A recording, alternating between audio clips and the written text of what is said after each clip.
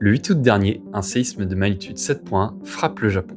Il serait le premier d'une longue série d'après les sismologues japonais. L'alerte donnée est inédite car elle informe pour la première fois de son histoire sa population du risque d'un méga séisme. Cette prévision fait écho au désastre du 11 mars 2011 où l'une des plus grandes catastrophes modernes, celle de Fukushima, se produit à cause d'un puissant séisme. Ce dernier était de magnitude 9.1, ce qui en fait un des plus puissants jamais enregistrés. Mais bien qu'impressionnants, les séismes de forte magnitude ne sont pas rares au Japon. Et pour le comprendre, laissez-moi vous raconter l'origine de ces phénomènes. Un séisme, c'est un glissement relatif entre deux blocs. Il se produit le long d'une surface qui est la faille. Ce glissement peut se réaliser sur une petite distance, de l'ordre du centimètre, mais il peut aller jusqu'au kilomètre. Certaines situations favorisent leur apparition et c'est le cas des failles qui rejouent au même endroit, comme pour le cas du 1er janvier 2024 dont on parlera un peu plus tard. Alors bien évidemment, les séismes ne sont pas tous mortels, et la plupart ne sont pas ressentis par l'homme. Mais lorsque l'on regarde la répartition des séismes dans le monde, le Japon est le théâtre des séismes les plus violents. Cela s'explique par le contexte géologique critique du pays. Prenons la carte des plaques tectoniques. D'après cette théorie, la Terre est découpée en plusieurs plaques qui se déplacent du millimètre à plusieurs centimètres par an. L'archipel nippon est bordé par plusieurs plaques, notamment au sud par celle des Philippines et à l'est par celle du Pacifique. Ces deux limites sont des zones de subduction, c'est-à-dire que la lithosphère océanique plonge sous l'archipel. Mais si les plaques étaient parfaitement lisses, il n'y aurait pas de séisme. C'est pourquoi, dans le contexte des grands tremblements de terre, les géologues utilisent le modèle de l'aspérité. Ça consiste à expliquer leur apparition par la présence de grands blocs. Pour passer, la plaque appliquerait une contrainte de plus en plus importante jusqu'à ce que la plaque sous-jacente cède et libère cette énergie sous forme de séisme. Tout ce fonctionnement, c'est le modèle qui permet d'expliquer le séisme de Tohoku, à l'origine de la catastrophe de Fukushima. Seulement ce n'est pas tout. De l'autre côté du Japon, le contexte géologique est encore différent.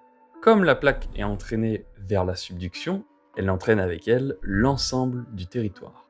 Le Japon s'écarte alors de la Chine, c'est un contexte de divergence. Ce phénomène entraîne la formation de nouvelles failles, qui sont dites normales, et qui provoquent à leur tour de puissants séismes. C'est malheureusement le cas du 1er janvier, avec un séisme de magnitude 7.6 faisant plus de 200 morts.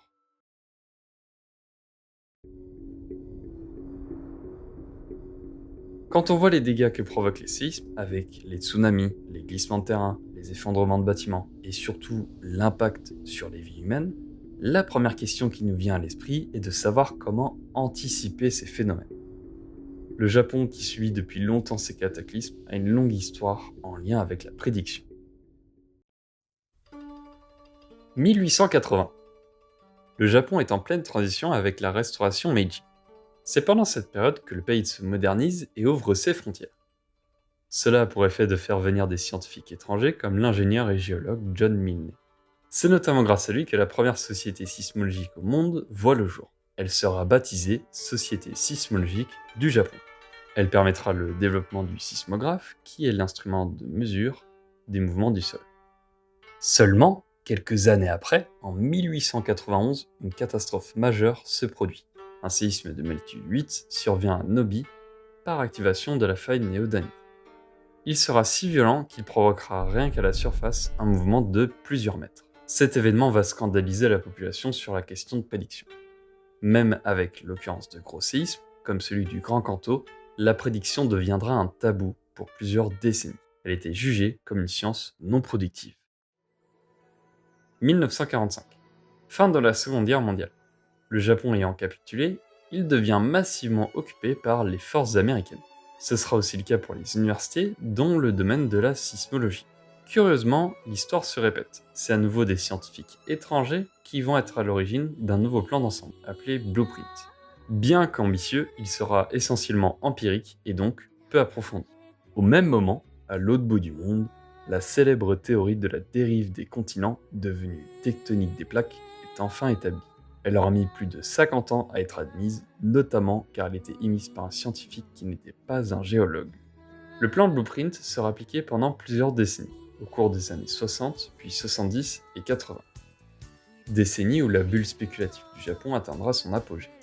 Dans ce contexte prospère, l'archipel ne connaîtra presque aucun gros séisme. Les projets nationaux recevront de nombreux financements et dans une moindre mesure, ce sera également le cas pour le programme de prédiction. Avec ce budget, le programme progressera dans la recherche, mais son but initial, prédire les tremblements de terre, n'est toujours pas atteint.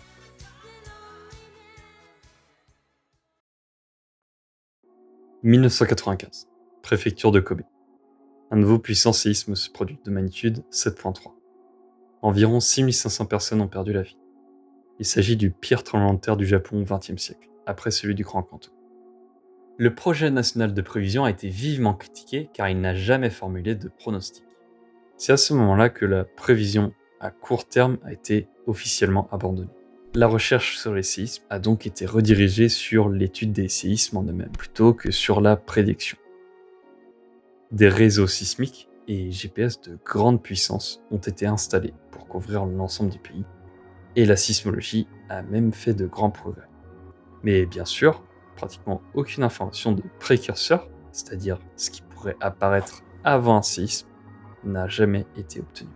La justification de cette trajectoire choisie est que les précurseurs étaient trop difficiles à détecter. Par la suite, dans la communauté des sismologues, la perception négative de la prévision à court terme s'est intensifiée au point de nier l'existence même des précurseurs et de considérer la recherche sur ces derniers comme n'étant pas de la science. Le drame se poursuit en 2011 à Tohoku, Fukushima. Quatrième séisme le plus puissant de l'histoire, avec un bilan de 20 000 vies perdues. Le risque était pourtant connu. La théorie de la tectonique des plaques étant établie, la zone de subduction était déjà cartographiée. Le problème était que les plans de la centrale de Fukushima ont été dessinés avant la connaissance de cette zone de subduction. Mais une fois que la limite de plaque fut découverte, le risque combiné était connu. Ce manque de précaution déjà flagrant va encore plus loin. Comme vu précédemment, pour provoquer un séisme important au niveau de la zone de subduction, il est nécessaire d'accumuler de l'énergie. Une fois produit, il s'écoulera forcément un temps relativement long avant qu'un autre, de même magnitude, se produise. Pour le cas de Tohoku, d'après des documents anciens de 400 ans, les sismologues pensaient que le séisme maximal concevable ne pouvait pas dépasser la magnitude 8. Or, celui de Tohoku était de magnitude 9. Depuis cette catastrophe, l'une des plus marquantes de l'histoire contemporaine avec des conséquences encore actuelles, une décennie s'est écoulée. Après toutes ces tentatives de prédiction, on arrive à aujourd'hui, en 2024, avec des avancées beaucoup plus prometteuses.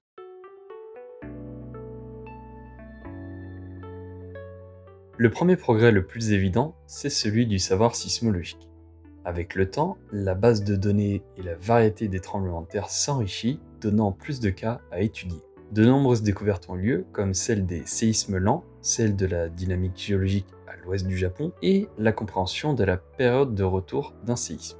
Par exemple, le long de la fosse de Nankai, on sait que la fréquence d'apparition des séismes est d'environ 100 à 150 ans. On sait aussi avec Fukushima que l'occurrence des séismes de magnitude 9 pouvait être plus rapide que prévu. Depuis la dernière décennie, les précurseurs sont étudiés via un outil bien particulier, les proxys.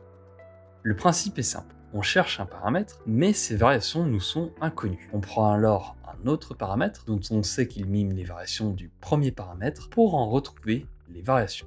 Dans notre cas, les séismes pourraient être approchés par des courants géoélectriques et géomagnétiques anormaux qui apparaîtraient avant un séisme. D'autres proxys seraient basés sur la détection des mouvements présismiques avec le réseau de GPS. Maintenant, cela reste des proxys, et les variations de ces derniers ne donnent pas toujours le signal d'alarme. D'ailleurs, plein d'outils ont été réfutés, comme l'utilisation du comportement des animaux qui ne détectent pas forcément l'apparition d'un séisme. L'étude de ces proxys n'est donc pas la solution miracle, mais permet d'avoir une première approche sur la prédiction de tremblements de terre.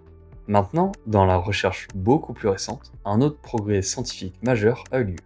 Je parle bien sûr de l'intelligence artificielle. Les recherches sont encore récentes, voire très récentes, mais elles ont pour but d'utiliser le fonctionnement des IA pour prédire l'apparition de larges séismes. Elles se basent sur les mécanismes de deep learning, short-term memory, deep neural network, etc. en utilisant la base de données du Japon, parfois de la Chine, pour repérer des potentiels patterns de l'occurrence de larges séismes. Rajoutez à ça la révolution technologique dans l'acquisition des données, dans les réseaux de communication et l'analyse de données massives, ça vous donne un modèle intelligent de prévision des tremblements de terre pour les alertes précoces avec les endroits considérés comme les plus vulnérables. Mais le progrès le plus encourageant reste l'amélioration de la résistance des bâtiments aux tremblements de terre. Le Japon a en effet une longue histoire de construction antisismique, depuis la pagode traditionnelle jusqu'au Tokyo Skytree, qui font du pays le leader mondial dans la construction parasismique. Aujourd'hui, elle est répartie selon 3 grandes normes. La première est nommée Taishin. Elle impose une épaisseur minimale pour les poutres, les murs et les piliers pour résister aux secousses et éviter l'effondrement. Cette norme plutôt simple concerne surtout les petits bâtiments en privilégiant des matériaux tels que l'acier ou le bois. Ensuite, la seconde, Seichin, consiste à mettre en place des amortisseurs de choc. Ce sont des armatures qui maintiennent les parois entre elles, permettant de faire osciller l'ensemble de la structure sans créer de rupture. C'est un modèle bien connu des Japonais, utilisé depuis des siècles avec les pagodes traditionnelles construites selon ce principe. Enfin, la dernière, Menshin, est appliquée sur les gratte-ciel, qui peuplent la plus grande métropole du monde. Elle permet d'isoler presque entièrement le gratte-ciel du sol par des couches de plomb, d'acier et de caoutchouc. Lors de secousses, le bâtiment peut bouger et ces plaques viennent minimiser le choc initial, notamment pour les étages supérieurs. C'est le cas pour la tour Tokyo Skytree, l'un des plus grands bâtiments au monde, qui compile l'ensemble de ces 3 normes. Cette résistance au séisme a été redémontrée récemment, puisque celui du 8 août n'a fait que très peu de dégâts, dont 5 victimes recensées malgré sa magnitude de 7.1. Pour comparaison, c'est à peu près la même magnitude pour les 2 séismes de 2023, en Turquie et en Syrie, qui ont été dévastateurs avec plus de 50 000 morts. La différence de résilience entre ces 2 pays montre à quel point le Japon est prêt à faire face au séisme. Il ne reste plus qu'une seule étape, prévoir les séismes. Vous l'avez compris, avec l'historique du Japon, cette tâche de prévoir les séismes est loin d'être facile. Mais avec l'impressionnant réseau de sismographes du pays, l'apparition d'un séisme de magnitude 7.1 et la comparaison avec le déroulement de l'incident de Tohoku Fukushima, une première prédiction de grande ampleur a été émise. Les sismologues japonais pensent qu'un séisme va arriver, de même magnitude que celui de 2011. Le séisme subi le 8 août en serait uniquement le début. Et là où la résistance au séisme de magnitude 7 est désormais prouvée, un séisme de magnitude 8 ou 9 est clairement un tout autre défi.